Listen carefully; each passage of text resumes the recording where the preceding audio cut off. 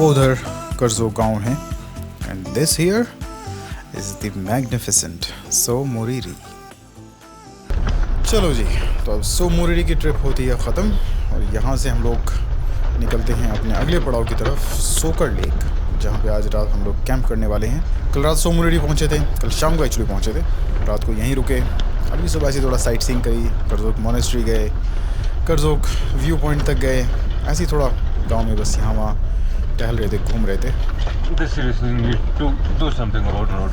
Correct, they really need to do something about this road. पता नहीं सड़क बनाते क्यों नहीं यहाँ पे। जब यहाँ 13-14 साल पहले आया था ना, तभी सड़क यहाँ ऐसे ही ख़राब थी। तब आज तक यहाँ सड़क ऐसे ही है, मतलब देख के पता चल रहा है कि यहाँ सड़क कभी नहीं बनी ही नहीं।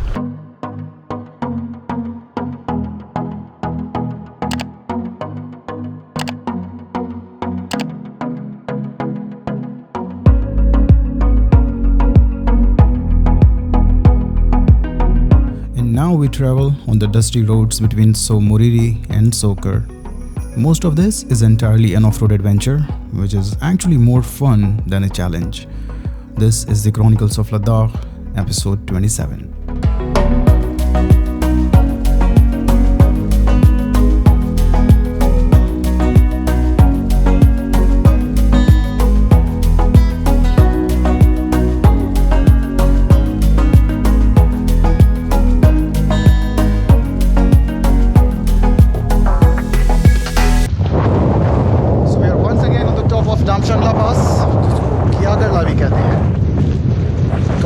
उतर के कर्जोक गए थे, आज वापस आते हुए ये पास फिर चढ़े हैं। अब यहाँ से आगे सुमदो, वहाँ से पोलोकोंग कला और वहाँ से सोकर।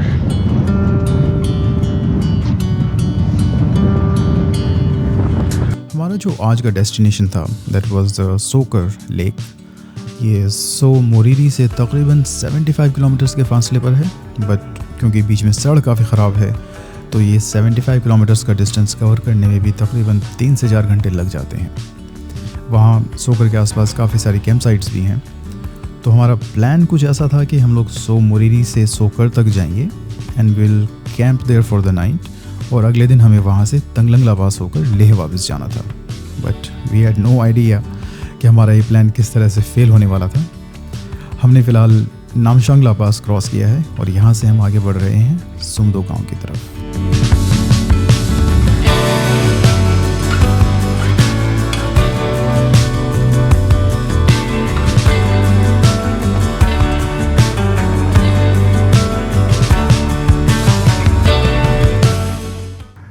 We have drove down the नामशांगला पास। यहाँ पर कुछ ये टी स्टॉल्स वगैरह हैं जहाँ पर हम लोग stopped to get a cup of tea. It's a good place to get some refreshments. And यहाँ पर I asked, तो यहाँ पर if you got late in the night and if you wanted to stay, यहाँ पर they provide rooms as well.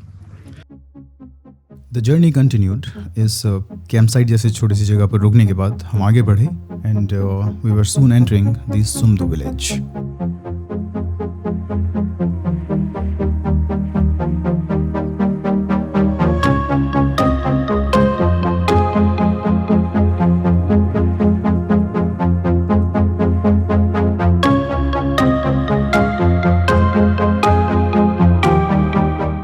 Sumdo is just a small village on this route.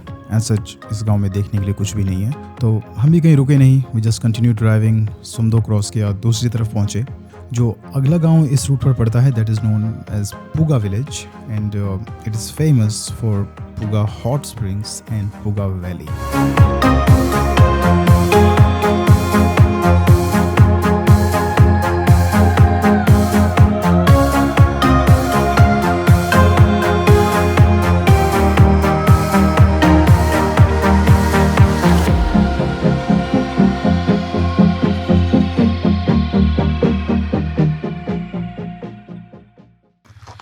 अब हम बढ़ रहे हैं पूगा विलेज की तरफ। पूगा में एक हॉट वाटर स्प्रिंग है that I know of and ये आई थिंक उसी का पानी इधर बहता हुआ आ रहा है, जो कि यहाँ पर ये छोटे छोटे पॉन्ड्स बने हुए हैं। And I think underneath our feet ये जो वाइट दिख रहा है ये उसी हॉट वाटर स्प्रिंग का सल्फ़र है। It is not salt, definitely sulphur की स्मेल भी नहीं आ रही है इसके अंदर से, but I think it is sulphur, it feels like that. Make sense कि वहाँ से हॉट वाटर स्प्रिंग से पानी बहता हुआ इधर तक आ रहा है एंड ये पूरा यहाँ से लैंडस्केप वाइट होता हुआ आगे तक। It really presents a beautiful sight. डरते डरते हम इसमें घुस हो गए बट रियली इसके डर लग रहा था कि कहीं धस ना जाए कहीं से। बढ़िया, here we are.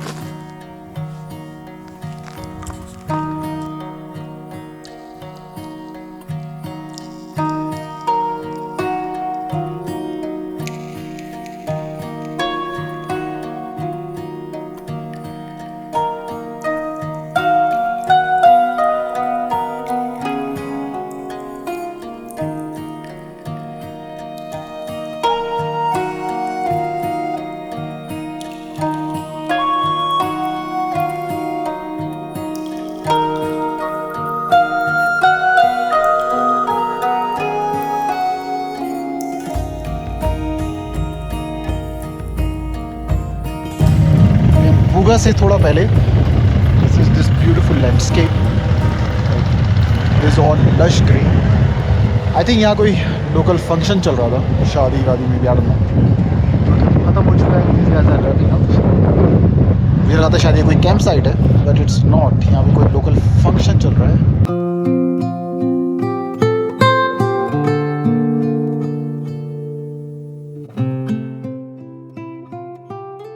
This in front of us is the small Puga village.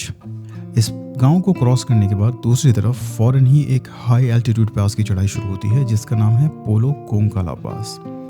ज़्यादा लोग इस पास के बारे में जानते नहीं हैं बिकॉज इसका जो इंक्लाइन है, चढ़ाई काफ़ी ग्रेजुअल है। आप धीरे धीरे एल्टीट्यूड गेन करते हैं जिसकी वजह से एहसास नहीं होता कि आप एक्चुअली एक पास क्रॉस कर रहे हैं। But what makes Polo Kongkala difficult is the extremely bad condition of the road.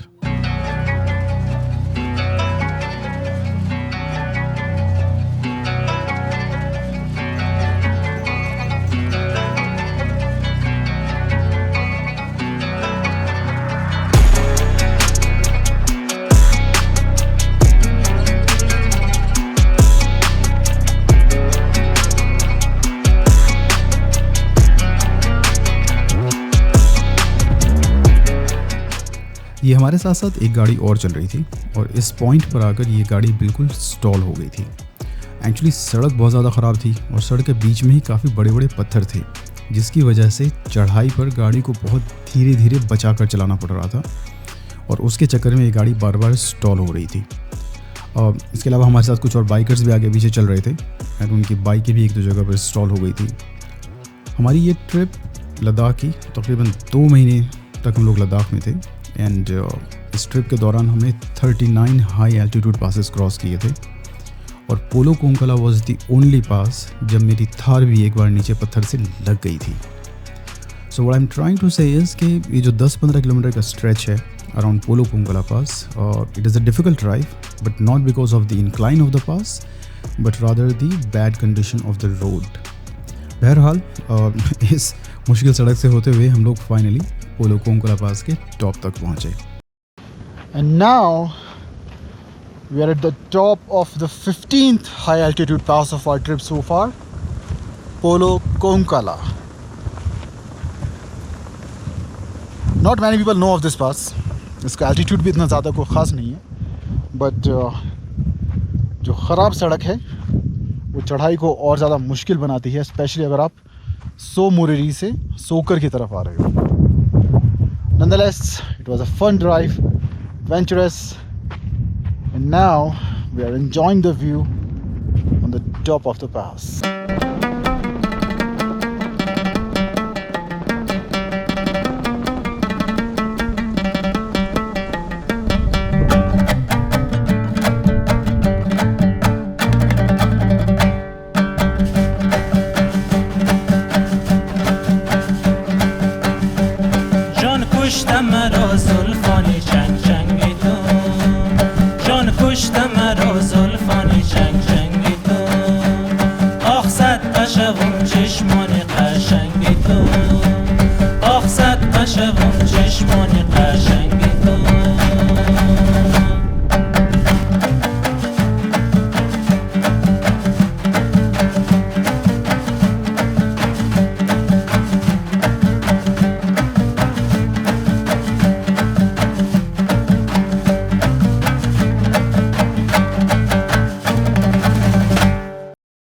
Finally हम लोग पोलो कोंगला पास से उतरकर इस जगह पर पहुंचे।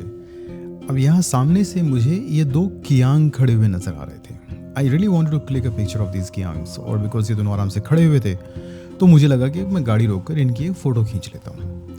पर जैसे ही हमने गाड़ी रोकी, इन्होंने हमारी तरफ देखा और ये दोनों दूसरी डायरेक्शन में भाग लिए। I was really disappointed because मैं एक्चुअली में सही में फ़ोटो खींचना चाहता था। And just when we were thinking कि ये दोनों तो भाग गए, हम भी आगे चलते हैं, तभी हमें दूसरी डायरेक्शन से एक ये तीसरा कियांग भाग कर आता हुआ नज़र आया। अब ये उधर से भाग कर आ रहा था और सड़क क्रॉस करके ये बाकी जो 2 कियांग्स थे उनकी तरफ जा रहा था। When we looked in that direction तो वो दोनों बाकी कियांग भी वहाँ पर रुककर खड़े हो गए थे। तो फिर इनकी फ़ोटो खींचने के लिए मैं कैमरा लेके गाड़ी से बाहर आया and I started walking toward them. इन्होंने पलट के मेरी तरफ देखा कि मैं कैमरा लेकर आ रहा हूँ और ये तीनों के तीनों फिर दूसरी डायरेक्शन में भागने लगे। और मेरे दिमाग में पता नहीं क्या आया कि मैं भी इनके पीछे भागने लगा। आई मीन वो कियांग्स थे, मैं 7 जन्म में उनको भाग कर नहीं पकड़ सकता था। खैर वो तीनों भाग गए एंड मैं अपनी सी शक्ल लेके वापस डिसअपॉइंटेड वापस गाड़ी की तरफ चला। Mission kiang failed.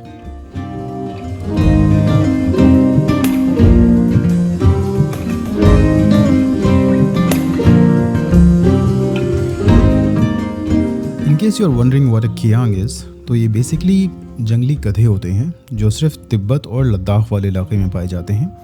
ये दुनिया में और कहीं नहीं मिलते। खैर फ़ोटो तो नहीं हो पाई, तीनों भाग गए। तो उसके बाद फिर हम भी वहाँ से आगे निकले। अब इस वीडियो में सामने जो एक लेक नज़र आ रही है, दैट इज़ दी स्टार्ट्सबर्ग lake which was our next destination. ये लेक सोकर के पास में लोकेटेड है। एक्चुअली सोकर एंड स्टार्ट्सबर्ग दोनों आपस में कनेक्टेड हैं, जिसकी वजह से कभी कभी स्टार्ट्सबर्ग इज़ ऑफ्टन कन्फ्यूज्ड एज सोकर itself, which is not correct. ये दोनों अलग अलग लेक्स हैं। सोकर थोड़ी बड़ी है साइज़ में, स्टार्ट्सबर्ग छोटी है, but one thing that is common is that they are both equally beautiful.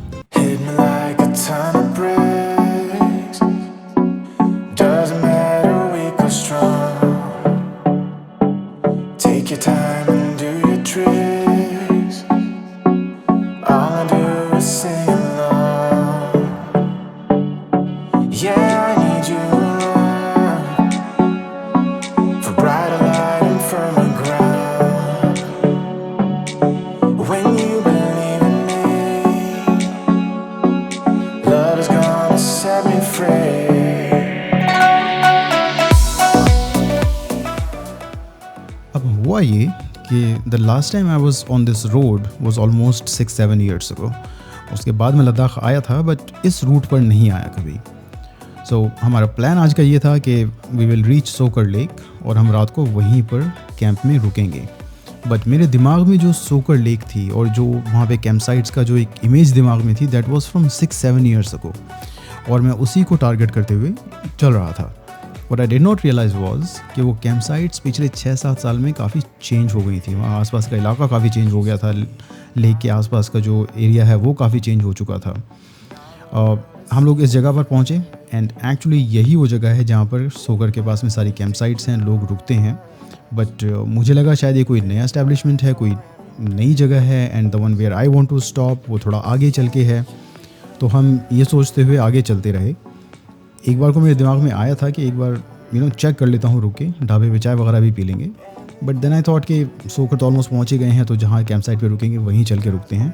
And ये सोचते हुए हम आगे निकलते रहे और इस जगह को हम बिल्कुल पास थ्रू कर गए बिना रुके, जबकि यही हमारा डेस्टिनेशन था जहाँ हमें रात को रुकना था। यहाँ पर अब तो रूम्स भी अवेलेबल हैं, कैंप साइट्स काफ़ी सारी हैं, you can stay in for the night. चादर टेंट्स हैं जहाँ पर if you don't want a camp तो एटलीस्ट एक रात के लिए बेड तो मिल जाएगा ही बजट ट्रैवलर्स के लिए। एंड काफ़ी सारे ढाबे और रेस्टोरेंट वगैरह भी हैं जहाँ पर you can get something to eat. But as I said, confusion में हम लोग यहाँ रुके नहीं, आगे चलते रहे। And we just passed through this area, और जो पूरा प्लान था सोकर पे कैंप करने का वो यहाँ पर आकर फेल हो गया। जिस कैंप साइट में मैं रुकना चाहता था उसकी तलाश में हम लोग आगे बढ़ते रहे। वी डिड नॉट रियलाइज़ कि कैंपिंग स्पॉट वही था जो पीछे छूट गया था और हमारा प्लान अब फेल हो चुका था। इस बात का हमें कोई एहसास नहीं था। सोकर के बाद we entered the More plains and thankfully यहाँ आने के बाद सड़क की कंडीशन काफ़ी इम्प्रूव हो गई। We continued moving on, and pretty soon we were driving on a beautifully smooth road.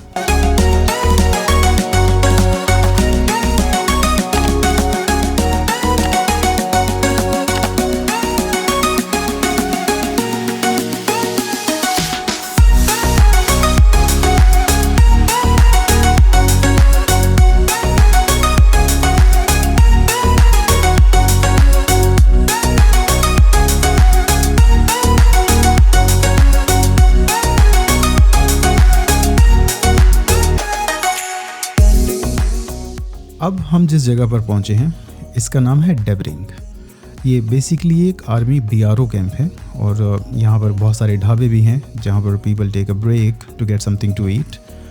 अब यहाँ लेफ़्ट साइड से जो सड़क आ रही है that is the Manali Leh highway. ये लेफ़्ट से मनाली की तरफ से रास्ता आता है और ये सीधा आगे लेह की तरफ निकल जाता है। This is when I realised कि जितनी भी सोकर की कैंप साइट्स थी वो सब पीछे रह गई थी। हम आगे निकलकर मनाली लेह हाईवे पहुंच गए थे जहां पर एक्चुअली हमें कल आना था, बट कंफ्यूजन के चलते हम आज ही यहां पहुंच गए। तो धोखा हो गया रास्ते में, हम लोग गाड़ी भगाते रहे और हम लोग सोकर क्रॉस कर गए and I didn't realise that we were at Tsokar और हम लोग सीधे आगे निकल गए और अब यहाँ डेबरिंग पहुँच के पता चला कि सोकर तो पीछे रह गई। एनीवे, सोकर पे कैंपिंग का प्लान अब cancel. Now we are going back to Leh. अब बड़ा सवाल ये था कि क्या करें, 20 किलोमीटर गाड़ी वापस चलाकर सोकर जाएं या फिर सीधा आगे लेह निकल जाएं। We thought about it for a while and we decided that it was best to move on to Leh। और उसकी सबसे बड़ी वजह ये थी कि वो कैंप साइट्स जो थी सोकर के पास में, it did not appeal to me at all। हम लोगों ने बैठ के काफ़ी देर डिस्कस भी किया, but you know it was just not scenic at all। There was hardly anything to do there। और जो एक्सपेक्टेशन होती है कैंप साइट से कि व्यू अच्छे होंगे and you will enjoy your time there, that was not the case. I mean it was just too dusty and not scenic at all. So we decided that it was best to return to Leh। We took a short break at Debring, got some tea and continued driving toward Leh। Our next destination was Tanglangla Pass।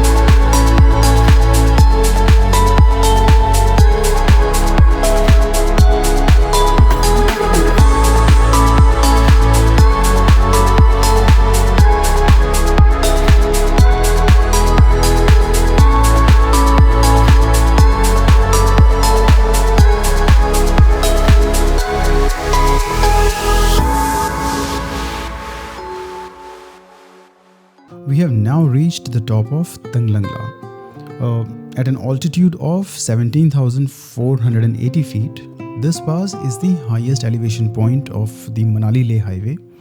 और आज से 10-12 साल पहले तक तो it was also considered as the second highest motorable road in the world after Khardungla। अब ये second highest motorable road तो नहीं है, but despite that it is still a beautiful sight, still a beautiful pass। हमारी trip का अब तक का ये 16th हाई एल्टीट्यूड पास था जो हमने क्रॉस किया था 22 दिनों में। जब हम लोग वहाँ पर थे, हमारी ट्रिप जून के महीने में थी, बट जब हम लोग इस पास के ऊपर पहुँचे तो वहाँ हल्की हल्की बर्फ़ गिरनी शुरू हो गई। वीडियो में इतना कैप्चर नहीं हो रहा बिकॉज बहुत हल्की हल्की सी गिर रही थी, हवा बहुत तेज़ चल रही थी, बट हल्की हल्की बर्फ़ गिर रही थी।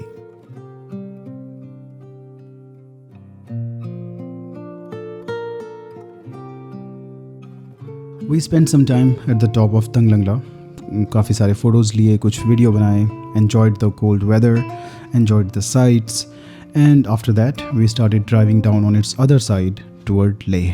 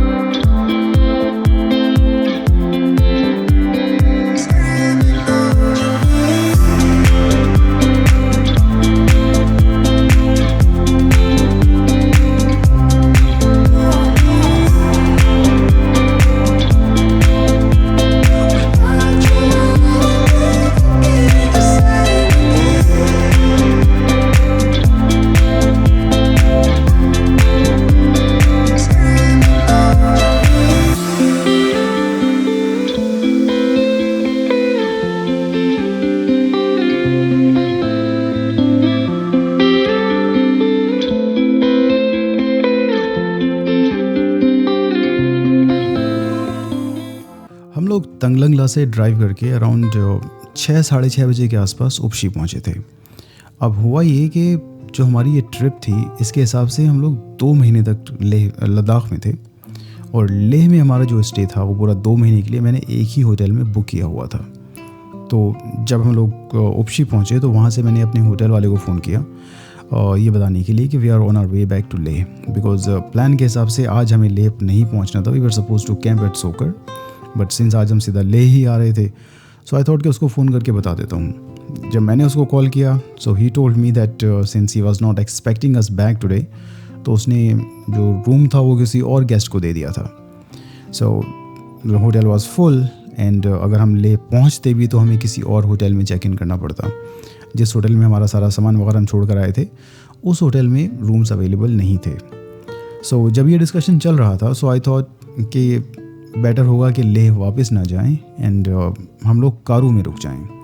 उसकी वजह ये थी कि कारू और लेह के बीच में कई सारी जगहें हैं जो मैं देखना चाहता था, जैसे कि हेमिस मोनेस्ट्रीज, तकना मोनेस्ट्री, स्टोक पैलेस, ये सारी जगहें में I wanted to visit all these places.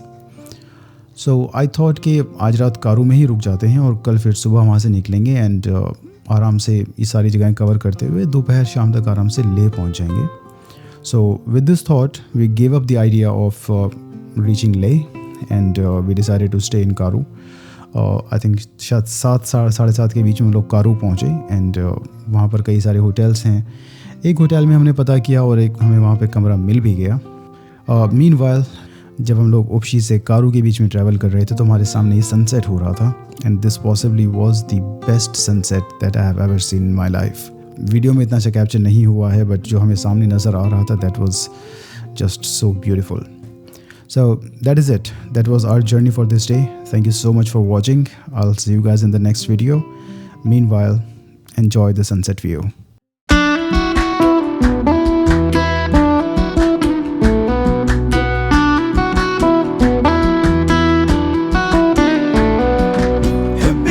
يا حبيبة لو زمان يا حبيبة